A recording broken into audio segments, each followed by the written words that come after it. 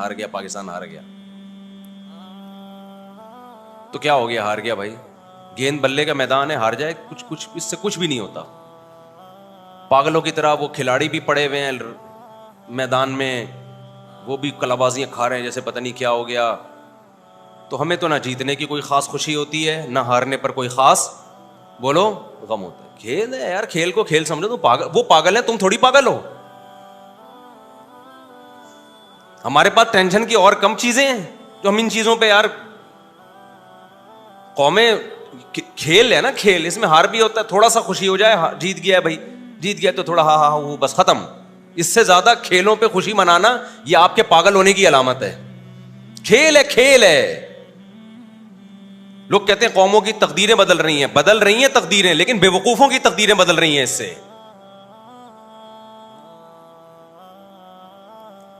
جب بے وقوفوں نے اس کو اتنی ویلیو دے دی ہے نا، بے وقوف لوگوں نے، تو ان کی تقدیریں یقیناً بدلیں گی اس سے. لیکن عقل مندوں کی صحت پہ اس سے کوئی فرق بولو نہیں پڑتا. آپ سائنس ٹیکنالوجی کے میدان میں ہار گئے ہو، اس پہ روتے ہوئے اچھے لگتے ہو. آپ میدان جنگ میں ہار جاؤ، اس پہ روتے ہوئے اچھے لگتے ہو. آپ اکنومیکلی معیشت کے میدان میں ہار جاؤ، اس پہ روتے ہوئے اچھے لگتے ہو. ہمارا بھی دل چاہتا ہے رونے کا. جب بجلی کا بل آیا نا تو یہاں تو میں ہنس رہا ہوں، آپ کو کیا پتا میں بند کمرے میں کتنا رویا ہوں گا جا کے.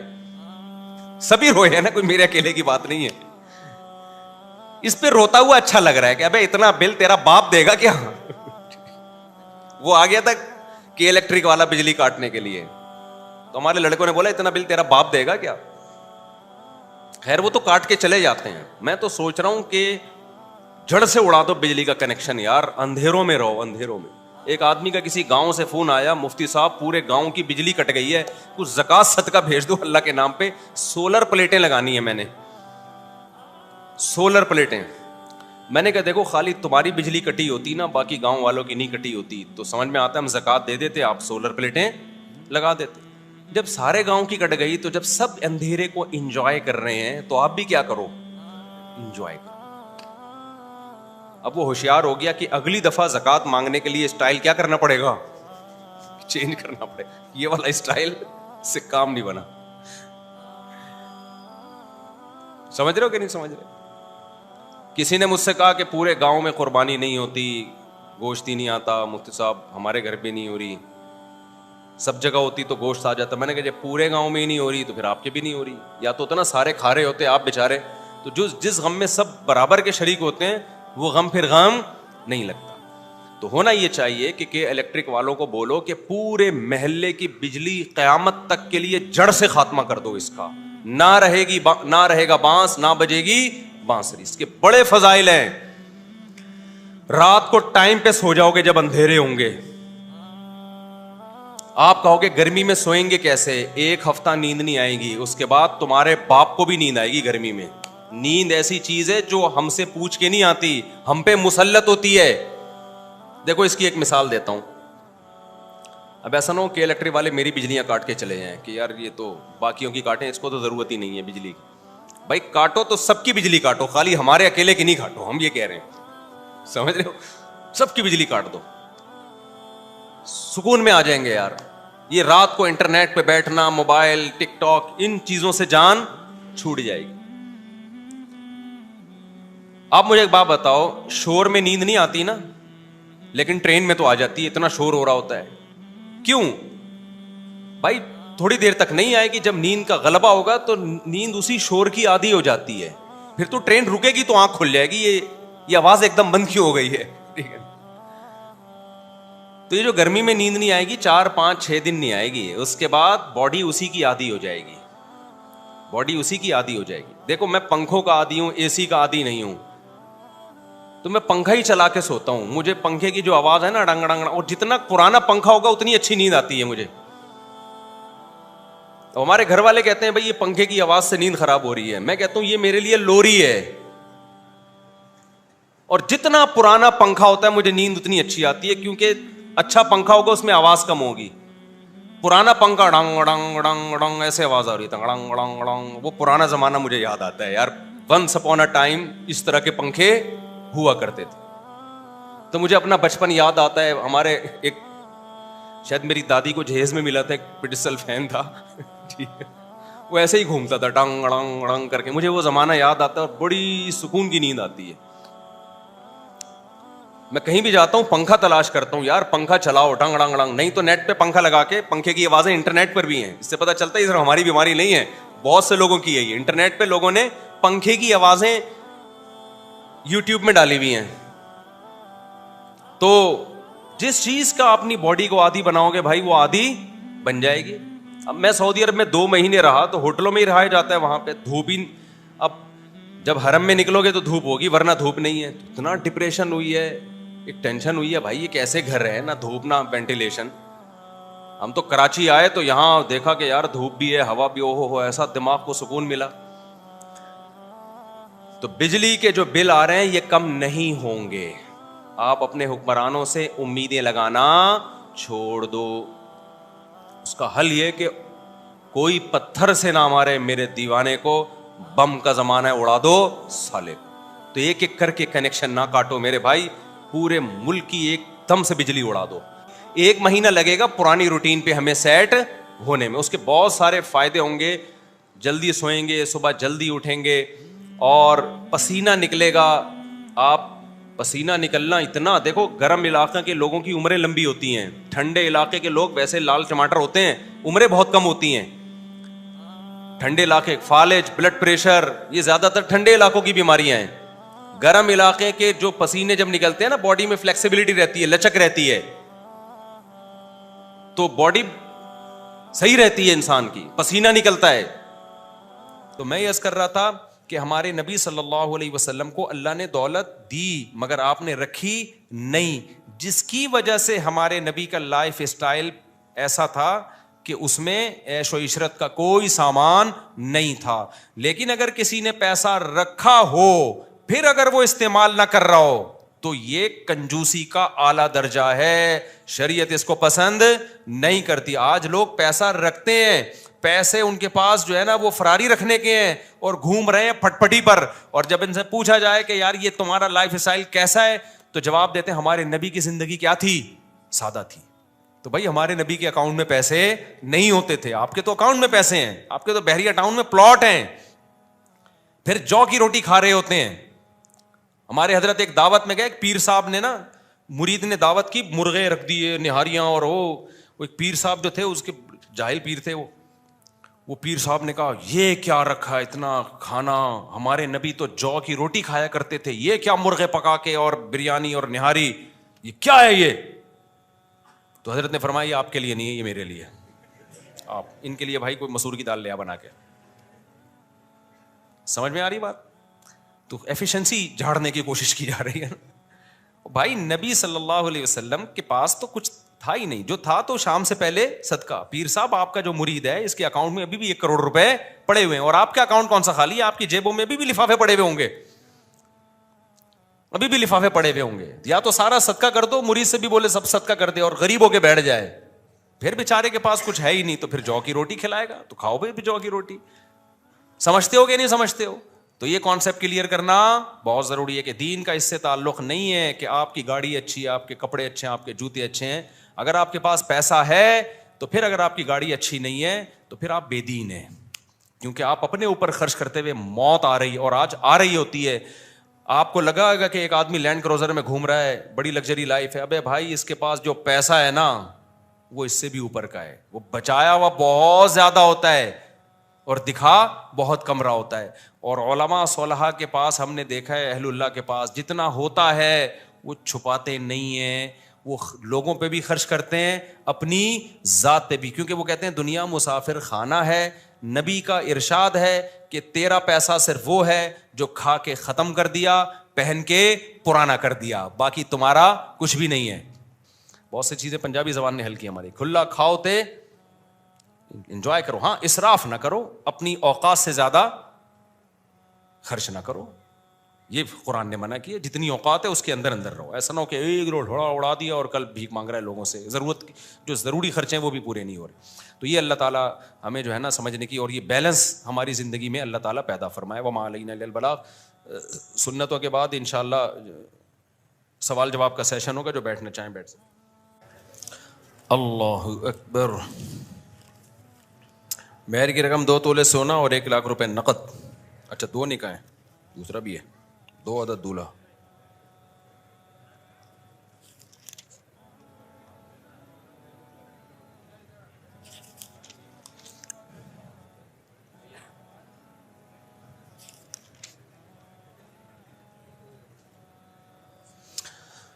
وعلیکم السلام. ماشاء اللہ ماشاء اللہ.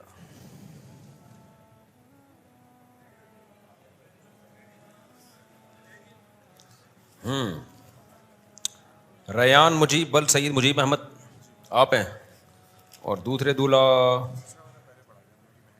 اچھا وقار الدین عثمان. اچھا ماشاء اللہ. سندس مجیب بنت سید مجیب احمد, اور مہر کی رقم ہے 2 لاکھ روپے. دلہن کے وکیل کہاں ہیں؟ آپ نے اجازت دی ہے کہ میں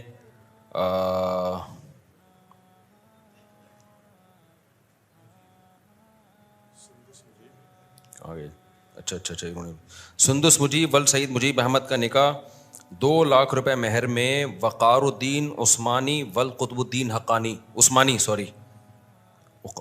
حقانی ہے, لکھا ہوا حقانی ہے یار, اس کو صحیح کرو بھائی. اجازت دی کہ ان سے نکاح پڑھاؤں میں, ٹھیک ہے آپ کی طرف سے. اچھا بھائی, دوسرے جو ہیں ریان مجیب ول سید مجیب احمد, اور دلہن کا نام سیدہ ادیبہ شاہ بنت آغا سید افضل شاہ. 2 تولے سونا اور 1 لاکھ روپے نقد. اس مہر میں دلہن کے وکیل یہاں کون ہیں جی؟ کہاں ہے جی؟ آپ نے اجازت دی ہے کہ 2 تولے سونا اور 1 لاکھ روپے نقد. اس مہر میں سیدہ ادیبہ شاہ بنت آغا سید افضل شاہ, ان کا نکاح میں ریان مجیب ول سید مجیب احمد سے کروں. اجازت ہے جی؟ الحمد للہ نحمده ونستعینه ونستغفره ونؤمن به ونتوکل علیہ ونعوذ باللہ من شرور انفسنا ومن سیئات اعمالنا من يهده الله فلا مضل له ومن يضلله فلا هادي له ونشهد ان لا اله الا الله وحده لا شريك له ونشهد ان سيدنا وحبيبنا وشفيعنا وسندنا محمدا عبده ورسوله صلى الله تعالى عليه وعلى اله واصحابه وبارك وسلم تسليما كثيرا اما بعد فاعوذ بالله من الشيطان الرجيم بسم الله الرحمن الرحيم يا ايها الناس اتقوا ربكم الذي خلقكم من نفس واحدة وخلق منها زوجها وبث منهما رجالا كثيرا ونساء واتقوا الله الذي تساءلون به والأرحام إن الله كان عليكم رقيبا وقال تعالى يا أيها الذين آمنوا اتقوا الله وقولوا قولا سديدا يصلح لكم أعمالكم ويغفر لكم ذنوبكم ومن يطع الله ورسوله فقد فاز فوزا عظيما وقال النبي صلى الله عليه وسلم النكاح من سنتي وقال فمن رغب عن سنتي فليس مني وقال النبي صلى الله عليه وسلم تزوجوا الودود الولود فإني مباهي بكم الأمم وقال النبي صلى الله عليه وسلم تزوجوا ولا تكونوا كرهبان النصارى. جناب وقار الدین عثمانی والقطب الدین عثمانی, میں نے 2 لاکھ روپے مہر میں آپ کا نکاح سندس مجیب ول سید مجیب احمد سے کیا. آپ نے اس نکاح کو قبول کیا؟ جزاک اللہ. جناب ریان مجیب ول سید مجیب احمد, میں نے 2 تولے سونا اور 1 لاکھ روپے نقد. اس مہر میں آپ کا نکاح سیدہ ادیبہ شاہ بنت آغا سید افضل شاہ سے کیا. آپ نے اس نکاح کو قبول کیا؟ جزاک اللہ جی. دعا کریں اللہ تعالیٰ ان دونوں نکاحوں میں برکت دے. الحمدللہ رب العالمین والعاقبۃ للمتقین والصلاۃ والسلام علی رسول الکریم وعلی آلہ وصحبہ اجمعین. اے اللہ ان دونوں نکاحوں کو اپنے دربار میں قبول فرما. ان نکاحوں کی برکت اے اللہ ان دونوں جوڑوں کو تادم حیات نصیب فرما. آپس کے اختلاف, انتشار, لڑائی جھگڑوں, ہر قسم کے شر فساد سے اللہ ان دونوں جوڑوں کی حفاظت فرما. اس نکاح کو اللہ ان کے خاندانوں میں جوڑ کا, محبت کا ذریعہ بنا, خاندانوں میں خیر اور برکتوں کا ذریعہ بنا. جس کی جو جائز مراد ہے اللہ اس کی مراد کو پورا فرما. ربنا آتنا فی الدنیا حسنۃ وفی الآخرۃ حسنۃ وقنا عذاب النار. صلی اللہ تعالی علی خیر خلقہ محمد وعلی آلہ وصحبہ اجمعین. اللہ تعالیٰ بہت مبارک کرے بھائی آپ، ماشاء اللہ بہت مبارک کرے اللہ تعالیٰ. وہ تمیز کا کام ہے نا، تمیز والا کام. نکاح خاندانی لوگوں کا کام ہوتا ہے، سمجھ رہے ہو. گلے میں شال ڈالتے ہیں تو کیا شال دوپٹے کے زمرے میں آتی ہے؟ شال ڈالنا جائز ہے بھائی. شال جو ہے نا وہ دوپٹے کے زمرے میں نہیں آتی. دوپٹہ آج کل دوپٹے کے زمرے میں نہیں آ رہا. خواتین جس قسم کا دوپٹہ پہن رہی ہیں وہ دوپٹہ ہے کیا؟ تو جو بھی جتنا پہن رہا ہے اس کو پہننے دو، اچھا ہے نا. تو اچھا ہی لگتی ہے شال، تو ہمارا کلچر ہے بھائی. ایک ہی تو اچھا کام کر رہا ہے وہ، اس پہ بھی آپ کو اعتراض ہو رہا ہے. پہنا کرو، شادیوں میں شال پہنا کرو، اچھا لگتا ہے یاد. اچھا بھائی، یہ دونوں دولہاؤں سے گزارش ہے کہ تھوڑا سا ادھر جا کے گلے ملیں تاکہ ہمارا سوال جواب کا سیشن متاثر نہ ہو. مجھے ایک بات بتاؤ، آج کسی کو کہہ دیا جائے، کسی کو عشق ہو جائے نا، کہیں عشق، تو لڑکے کیا کچھ نہیں کر رہے ہوتے نا اس کو حاصل کرنے کے لیے، ڈپریشن میں جا رہے ہوتے ہیں، خودکشیاں ہوتی ہیں. اگر کوئی کہتے کہ تو 2 مہینے لگاتار روزے رکھے گا تجھے یہ مل جائے گی، تو رکھیں گے کہ نہیں رکھیں گے؟ کل سے ہی نیت کر لیں گے بھائی. اتنا بڑی قربانی انسان دے دیتا ہے. تو آپ کو جس سے عشق ہو گیا نا، جنت کی حور اس سے 100 گنا زیادہ ہے. سمجھ رہے ہو کہ نہیں سمجھ رہے؟ تو اللہ نے اپنے نیک بندوں کے لیے جو جنت کی نعمتیں تیار کر کے رکھی ہیں وہ اس دنیا سے کروڑہا گنا زیادہ بہتر ہے. 100 تو میں نے ویسے ہی کہہ دیا. تو اس کے لیے کچھ بھی نہیں کر رہا انسان. نفلی روزے تک نہیں رکھے جاتے، رمضان کے روزے پورے نہیں رکھے جا رہے آج کل لوگوں سے. تو وہی بات ہے، اللہ نے غیب پہ پردہ ڈالا ہوا ہے. تو اگر اللہ وہ تھوڑا سا ہٹا دے تو دنیا میں اس کی تھوڑی سی مثالیں ملتی ہیں، بڑی سے بڑی لوگ قربانیاں دے دیں. تو سوچو آخرت میں جو اللہ نے اپنے نیک بندوں کے لیے جو تیار کیا ہے جن نعمتوں کو، وہ کیا ہوں گی. جزام بما کانوا یعملون. قرآن کہتا ہے جو تم کر رہے ہو نا اس کا بدلہ تمہیں ملے گا. تو بدلے کے طور پر اللہ کیا کم دے گا؟ وہ تو جہاں ہماری سوچ ختم ہوتی ہے وہاں جنت کی نعمتیں شروع ہوتی ہیں. تو اس لیے وہ تہجد گزاروں کے لیے رکھی ہے، زنا اور شراب سے بچنے والوں کے لیے، نماز کی پابندی کرنے والوں کے لیے، شریعت کو مکمل فالو کرنے والوں کے لیے اللہ نے رکھی ہے. مفتی صاحب، منافق کی کتنی نشانیاں ہیں؟ کیسے پتہ چلے گا کہ سامنے والا منافق ہے کہ نہیں؟ کچھ علامت بتا دیں. دیکھو، منافق کی 2 قسمیں ہوتی ہیں. ایک ہے عقیدے کا منافق، ایک ہے عمل کا منافق. اب عقیدہ تو دل کی بات ہے، وہ نبی کے دور میں ہوتے تھے، نبی کو وحی کے ذریعے بتا دیا جاتا تھا.